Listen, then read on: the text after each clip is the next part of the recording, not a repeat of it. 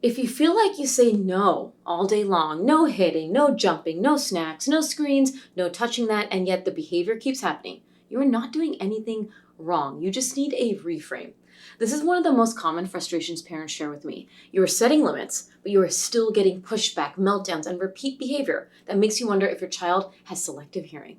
I'm Dr. Mona, pediatrician and mom, and today we are going to talk about how to say no without actually having to say no. Make sure you're subscribed for more amazing videos coming your way, and let's get into it.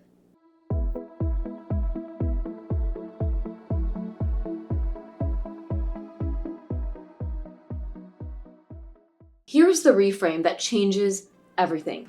No is not the problem. No can be a full sentence. No is necessary for safety. No is allowed and appropriate in parenting. Sometimes no is exactly what your child needs to hear. The issue is that no by itself only tells kids what not to do. And for young kids, that information is incomplete. Kids, especially young kids, need direction. Their brains are still developing impulse control and flexibility. They do not learn best from stop signs alone. Think of it this way. No is a stop sign. It tells your child when something ends. But kids also need directions for where to go next. When we pair no with clear guidance, boundaries feel less confusing and power struggles can ease. Before we get into what to say, we need to be clear on what a boundary actually is, because this is where a lot of confusion happens. Boundaries are clear expectations your child can rely on. They come with predictable responses from you. And most importantly, boundaries are about what you will do, not about controlling your child's behavior in the moment. They're not threats, they're not lectures, they're not negotiations when emotions are high, and they do not require long explanations, especially while your child is already dysregulated. Here is the key shift to remember. Boundaries are information. They tell your child what is happening and what comes next. They are not punishment. And before I go over some real life examples, there's one piece that helps all of this make sense. The same boundary can sound different depending on your child's age. That's not inconsistency, it's development. Kids need different levels of language, support, and explanation as their brains grow. So here's how this shifts by age. Toddlers need fewer words and more showing. At this age, language is still developing and emotions move fast. The more you talk, the harder it is for them to process. Simple phrases, clear body guidance, and repetition work best. Preschoolers do better with clear rules and simple explanations, but timing matters. In the moment, keep it short. Once they're calm, you can briefly explain the why or talk it through. This helps build understanding without overwhelming them when emotions are high. School-age kids are capable of more reflection and problem solving, but not always in the heat of the moment. The boundary still holds when emotions are big. Later, when everyone is calm, that is the time to talk about what happened, brainstorm solutions, and involve them in problem solving going forward. And before we get into examples, I want to pause on something important. The goal here is not to turn you into a parenting robot who memorizes lines and repeats them word for word. If you try to copy scripts exactly, it can start to feel awkward, forced, or disconnected from who you actually are, and kids will feel that. The real goal is to understand the value behind the words. Can I say no and clearly communicate what is going to happen next? Am I being developmentally appropriate in how much I explain? Does my child know what the expectation is? And am I reinforcing what they're doing right, not just correcting what's wrong? That's the work. The words matter, but the clarity matters more. And even more than words, it's tone and grounded calm. So in the examples, note my voice gets lower and calmer. When kids understand what is happening, what is expected of them, and what you will do, boundaries feel safer and easier to follow. That's what reduces power struggles over time. So as you listen to these examples, don't focus on saying them perfectly. Focus on the structure and the value behind them.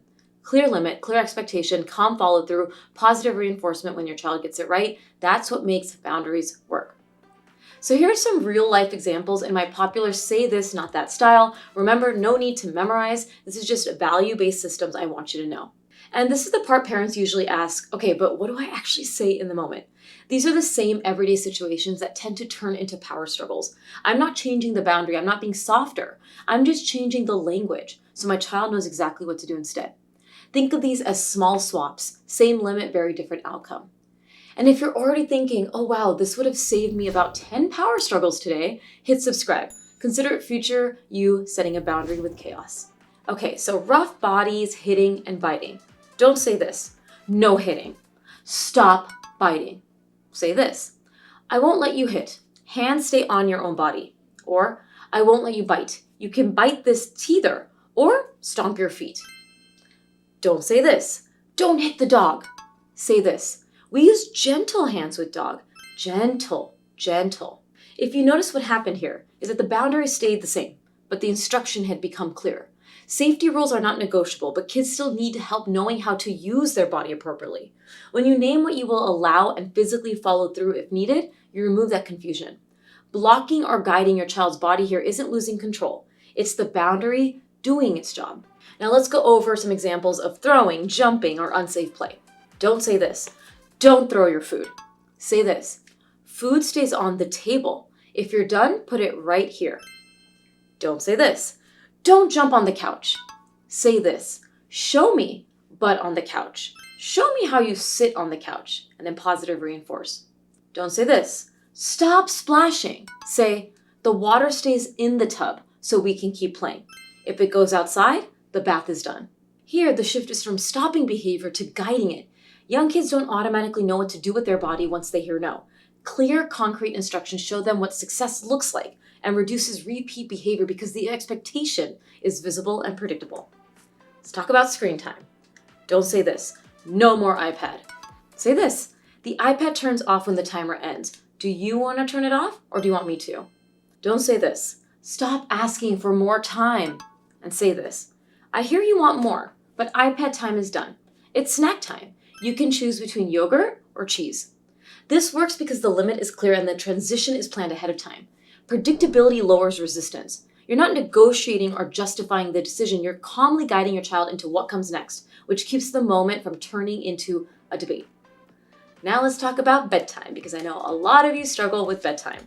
Instead of saying, no more books, say, we're reading 2 books tonight, and then it's time for sleep.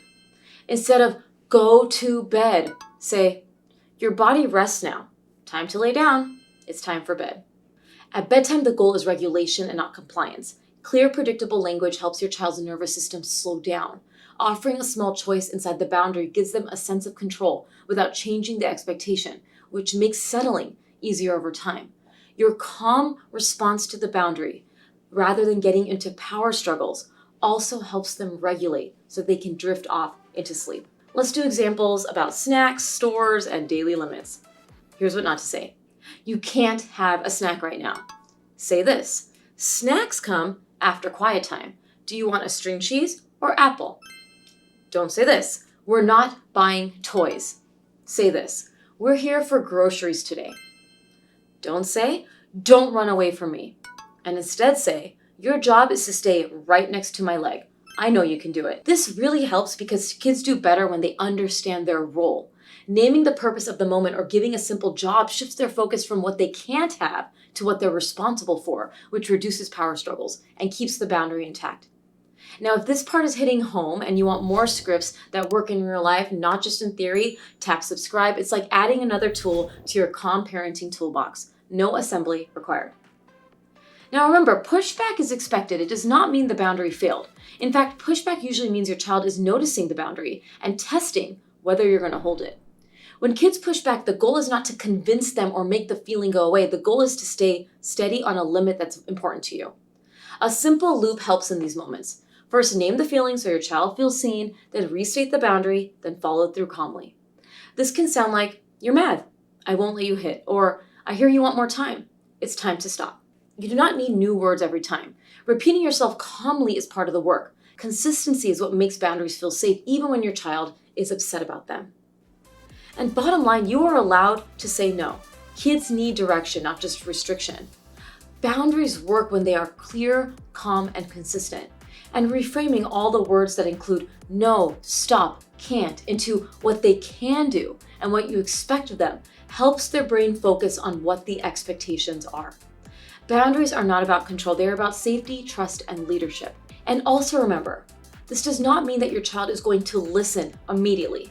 It means that you have to keep practicing this and be consistent in the language that you're doing so that it finally sticks. And you are going to see less pushback, less power struggles, and more collaboration and cooperation, which is what a parenting and child relationship in its core is.